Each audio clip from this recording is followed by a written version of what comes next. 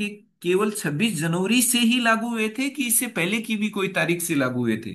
तो आप यहां पर आपको दिमाग घुमाना नहीं है कि सारे के सारे, जब हम ये पढ़ते हैं 26 जनवरी को ही लागू हुआ था, तो 26 जनवरी को ही हुए होंगे ना। 16 अनुच्छेद ऐसे थे। कितने अनुच्छेद थे? 16।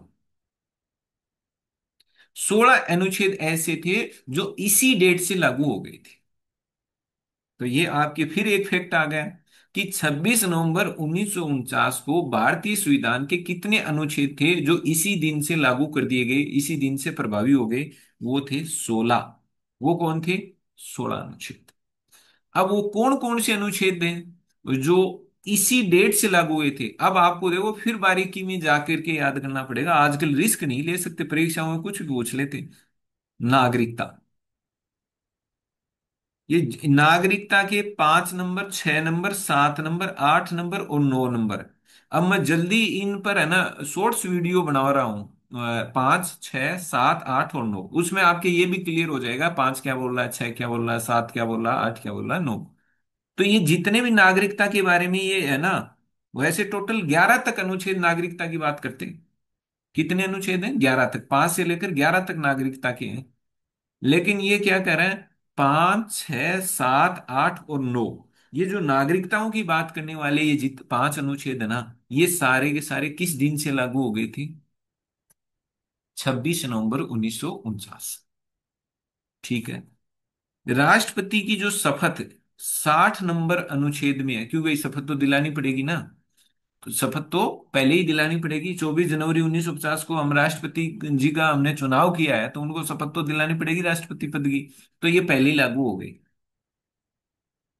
तो 60 नंबर भी लागू हो गया।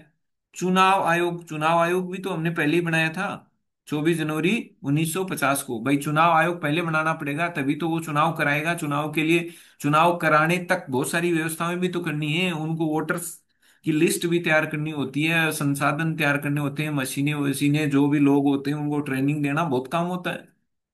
तो इसका मतलब चुनाव आयोग भी तो पहले बनाना पड़ेगा। तो चुनाव आयोग की जो बात करने वाला 324 था, ये भी लागू हो गया। तो देखो, 1, 2, 3, 4, 5, 5 तो हो गए नागरिकता वाले। ऐसे याद कर लेना, 5 तो हो गए अनुच्छेद नागरिकता वाले, ये इसी दिन लागू हो गए। एक ये राष्ट्रपति की शपथ वाला, ठीक है, 60 नंबर। एक 324 जो चुनाव आयोग की बात करता है, चुनाव आयोग की स्थापना की बात करता है, ये लागू हो गया। ठीक है साहब। और क्या है? अस्थायी और संक्रमणकालीन प्रावधान। ये जितने भी है ना, ये अस्थायी प्रावधान है। कुछ समय के लिए इनको स्थान दिया गया था, ये परमानेंट नहीं थे।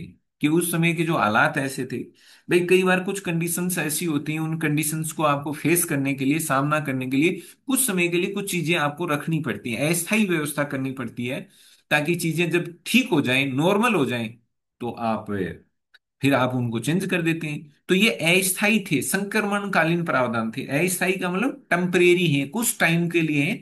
और जैसे ही चीजें ठीक हो जाएंगी तो इनको हम हटा देंगे, इनको हटा देंगे। तो ये सब क्या थे? ये कौन से प्रावधान थे? अस्थायी और संक्रमणकालीन प्रावधान थे। कौन कौन से? अनुच्छेद 366, 367, 379, 380, 88, 91, 392 और 93। ये अस्थाई जो व्यवस्थाएं हैं, एक बार जैसे नहीं होता है कि एक बार कोई स्थायी व्यवस्था हो, उससे पहले एक बार टेम्परेरी नहीं होता। हमने नहीं पढ़ा था, एक अंतरिम सरकार बनाई थी 2 सितंबर 1946 को। वो क्यों बनाई थी? वो इसलिए तो बनाई थी कि एक बार जब तक कि पूरे मतलब तौर तरीकों से, पूरे नियमों के अंतर्गत, कानून के अंतर्गत निर्वाचित होके कोई नई सरकार तब तक नहीं आती, तब तक ये देश कैसे चले?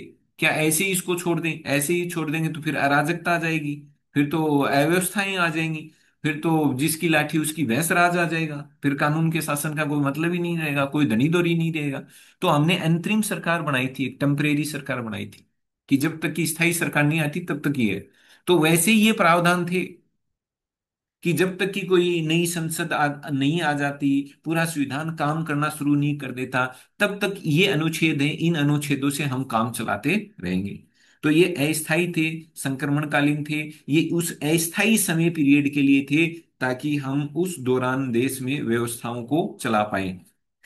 कौन कौन से थे? 366, 67, 79, 80, 88, 91, 92, 93, और एक था 394, लघु शीर्षक नाम से था।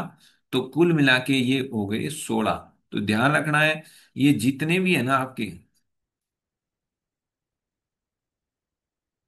यहां से लेके, ये 16 अनुच्छेद ऐसे हैं जो उसी दिन एट ए टाइम शुरू हो जाते हैं, 26 नवंबर 1949 को। ये आपको याद रखना है। ये एक बार है ना, आप इसको दोबारा इसको चला लेना इस वीडियो को, और इसको देख लेना कि कौन कौन से हैं, ये आप याद कर लेना। मेरा तो यही मानना है, क्योंकि पता नहीं है एग्जाम का पैटर्न क्या हो। क्योंकि आजकल जैसे कोई मान लो पेपर आ गया, तो फिर बाकी के जो आपने देखा होगा, फिर वो जो बाढ़ आ जाती है, विश्लेषण करने शुरू कर देते हैं। ओ ये पैटर्न है तो इसका मतलब अब यही है। जरूरी है क्या, जिस पैटर्न पर आधारित पेपर आया है, तो जरूरी है कि अगला पैटर्न वो फिर चेंज कर दे एग्जामिनर, पेपर बनाने वाला फिर से चेंज कर दे। तो जरूरी नहीं है कि अब जो पैटर्न आया अपन उसी पैटर्न को फॉलो करें। अपन तो अपने दिमाग में सारे पैटर्न को ध्यान रखते हुए पढ़ लें, ताकि वो जैसे घुमाना चाहे हम घूम नहीं पाए। ये नहीं है कि अब की बार पेपर आया हमने देख लिया, अब ऐसी लाइन में तैयार करो, क्या पता आप जिस पेपर को देने जाओ उसमें दूसरी हिसाब से पेपर बना दो। तो अपने को ये सारी चीजें याद करनी है।